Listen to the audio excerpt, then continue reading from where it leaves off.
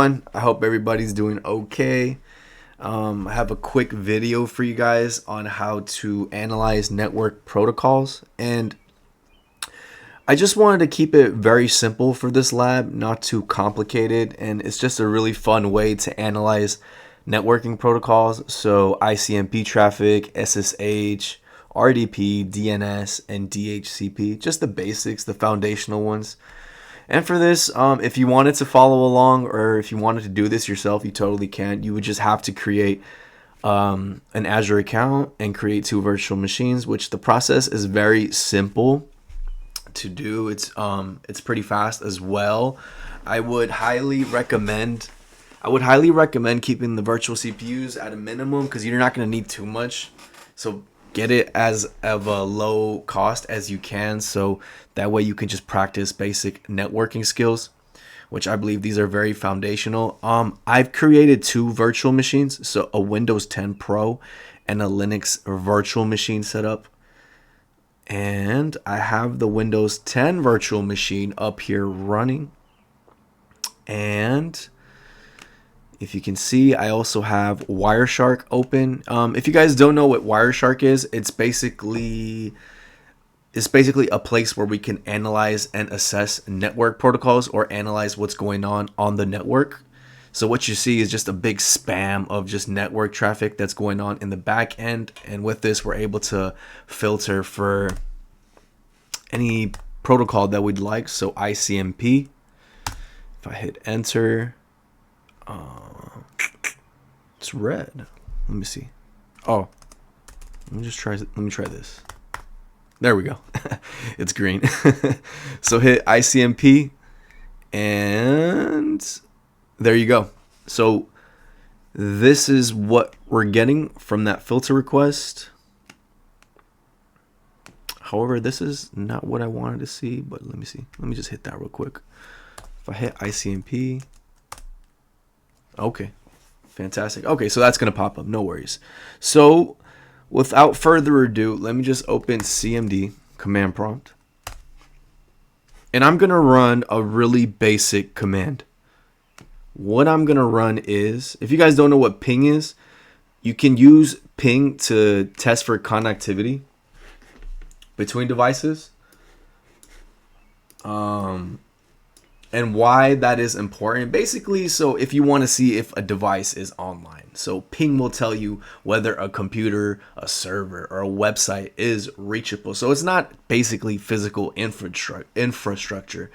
It can be a server or it can be a specific website that you want to check, right? So we can essentially ping either google.com. Yeah, let's go google.com. That'll work. We can say ping.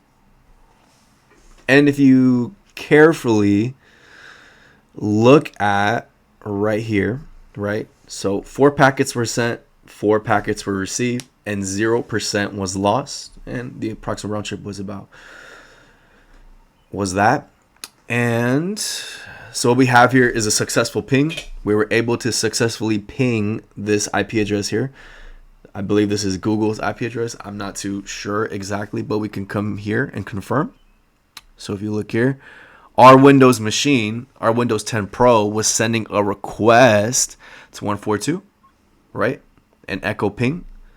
And the Google server responded back, essentially, with a data package back to our Windows virtual machine. So with this alone, we know for sure that we are able to reach google.com. And you can do this with any website you choose, right? This is a great way to test connectivity, whether like a website is down. So for instance, if you're able to access, let's say, like your favorite t-shirt brand, you're able to access that, but you're not able to access like NBA.com, right? So if you're not able to access NBA.com, you can ping it and see what's going on in the back end and further make your troubleshooting. It just makes the process a lot more easier, essentially. So it helps with troubleshooting network issues. So if a ping fails, then it points to a problem like that. Maybe the device is off, or there's a firewall or a security group that's blocking the traffic, right? There's just no network traffic. The network might be down. So this is where ping becomes very useful. Now, what I want to do is I want to ping my Linux virtual machine. So to do that, I would need its private IP address. Is it here? Oh, it's only showing the public one. Okay, no worries. Let's just choose this right here, the Linux virtual machine.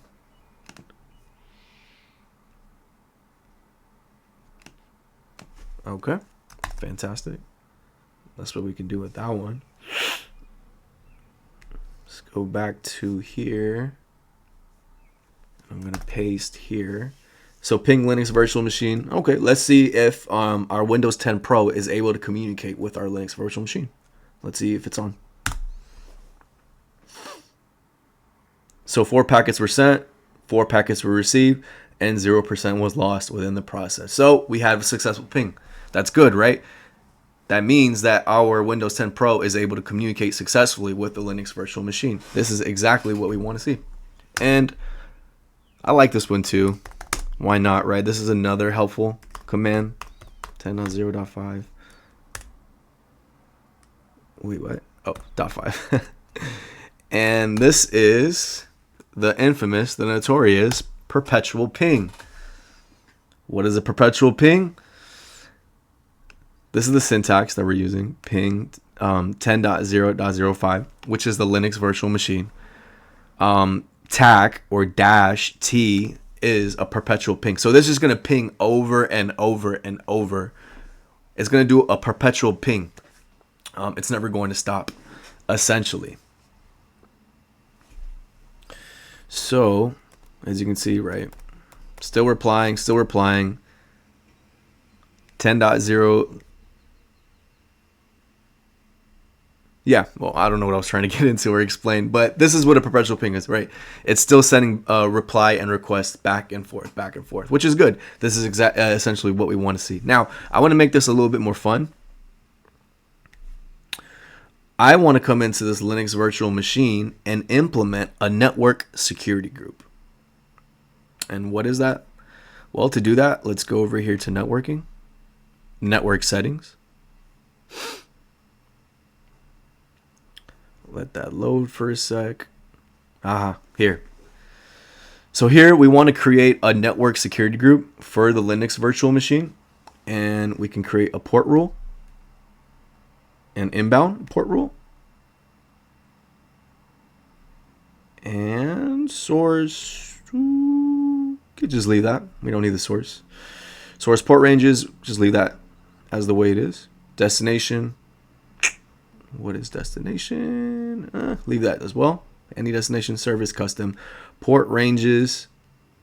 I believe we can leave that too for now. Just for the purposes of this lab, I just want to keep it super simple, not too confusing. And the protocol. So we don't want transmission control protocol. We don't want user database protocol. We want the internet control message protocol, version 4. And what type of action we want? We want to deny it, denied access. Priority. If I just look over here, I'm seeing that 300 is the severity level. Basically meaning this is going to have top priority. We want this to be a top priority, so I'd put like, I don't know, 290. I think 290 is feasible. And if we hit add, this is going to add the security rule. So this is basically a firewall set. This is a network security rule, network security rule that we're implementing. And what it does, let it just run for a little bit. So as you can see, we still have our perpetual ping going on. These two virtual machines are still communicating with one another. One of the cool things about a perpetual ping.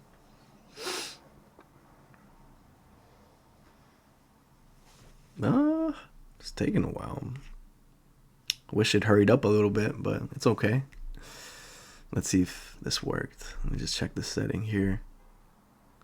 Yeah, created security rule. So this is going to take a while. Let it just do its thing.